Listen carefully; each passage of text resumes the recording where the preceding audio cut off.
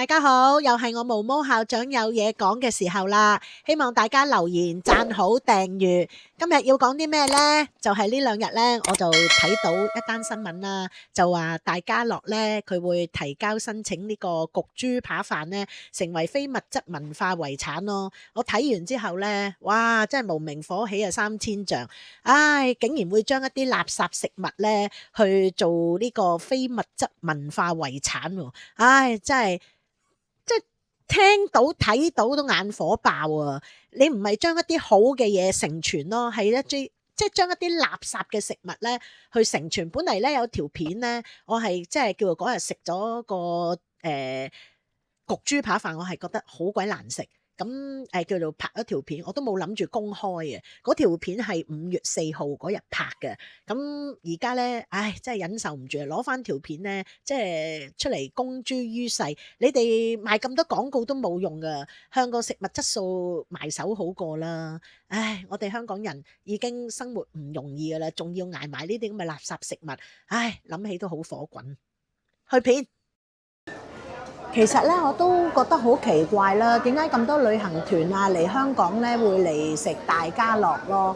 其實我自己本人咧冇幫襯大家樂咧，大概我諗都有2年時間啦，因為我都幾中意食即係嗰個佢以前啊，係講以前啊。佢初出嗰陣時嗰個一哥豬扒飯咧，哇，都係即係我至愛嚟嘅，我成日食嘅嗰個豬扒咧，真係好正啦，焗得好好咯，咁價錢又唔貴啦，咁變咗咧，我係會覺得好好，咁但係點解呢幾年我唔食咧？就係佢越嚟越差啦，嗰個豬扒啦又比較硬啦，跌落地下都吭一聲嗰隻咯，咁嗱。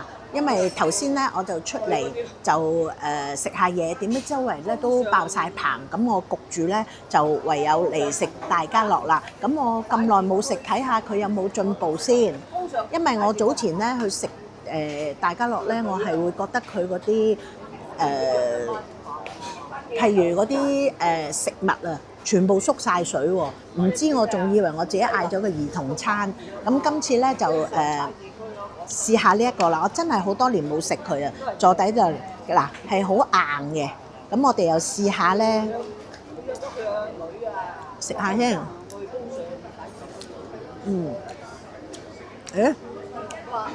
比之前好咗少少喎，因為咧豬扒咧，我有時成日同啲人講咧，希望啲廚師咧真係攞少少良心出嚟咯。同點解我會咁樣講咧？其實我哋啲豬牛羊咧死咗俾我哋果腹啊，即係飽肚啦。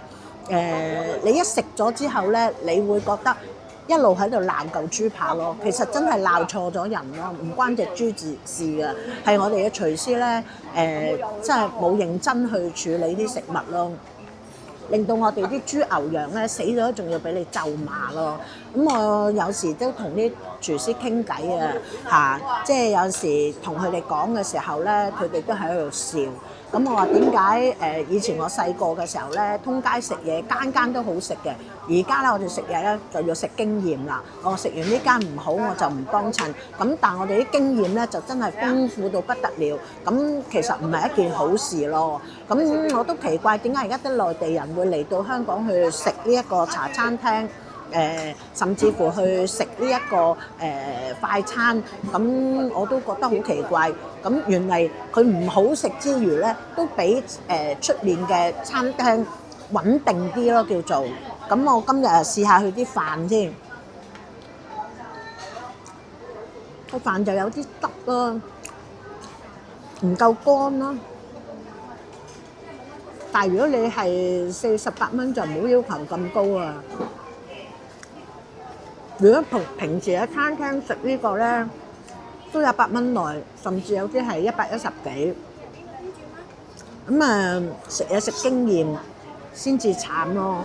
咁啊，我而家要繼續食嘢，一陣再同大家傾偈。嗱，咁我而家就食完啦。咁我食完嘅樣咧係有80%喺翻度嘅。原因咧頭先我切落個豬扒邊嗰陣時咧，個豬扒邊係 OK 嘅腍嘅，咁我食咗第一口，咁係 OK 嘅。但係你越食咧就越唔對路啦。嗱，你睇下成嚿豬扒咧就硬刮刮啊！嗰啲紋理咧，你一睇到就知㗎啦。有時我都真係想再隆重其事地講一次咯。其實食物咧係可以洗滌人心㗎。如果做完嘢好辛苦，入到去個餐廳度嗌一個餐或者喜歡嘅食物，咁佢食完之後覺得好好食，當日嘅情緒係會好好嘅。因為我哋喺香港食嘢一啲都唔平㗎。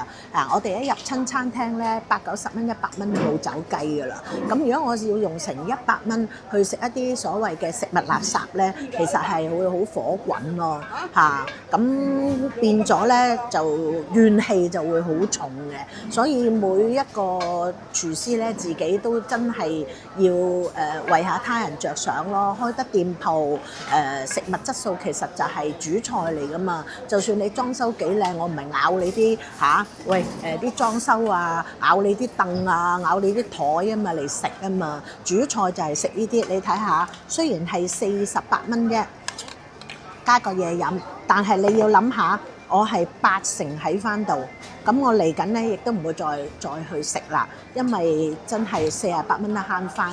我就曾經試過去過一間餐廳咧，都開埋名㗎啦，咁叫意樂啦。咁嗰日佢嚟嘅時候咧，就又係好似啲咁樣嘅。咁佢有個兜仔咧，佢係新出咗咧，就有一個叫做牛尾飯。咁我見有新嘢啦啊！咁我其實都好耐冇幫襯啦，又係嗰啲咧食物質素同嗰個圖係不符嗰堆咯。咁個兜仔已經咁細㗎啦，咁就有4粒咧嗰啲叫做牛尾骨，嗰啲牛尾骨咧大概係咁大嚿，就4嚿擺喺側邊，咁然之後中間就擺咗啲紅蘿蔔啊，個飯咧就細細兜咁樣吸喺度，跟住幾條菜啊咁樣咯。咁後尾咧我都一望到，咁其實係80幾蚊嘅。咁我跟住咧就攞個叉啦，一篤落去，第一粒牛尾骨韌嘅，照極我都照唔到。咁跟住再食埋其他嗰啲啦，嚿嚿我都食唔到嘅。你諗下，我嗌一個飯嚟食係晚餐嚟嘅，佢得4粒牛尾骨，一個紅蘿蔔，咁仲有係4粒都係咁樣。我心諗，你哋意樂都幾手緊下喎嚇，咁樣俾客食。咁最後我都係擺翻喺度咯。咁你話咁嘅情況係咪真係好凄涼呢？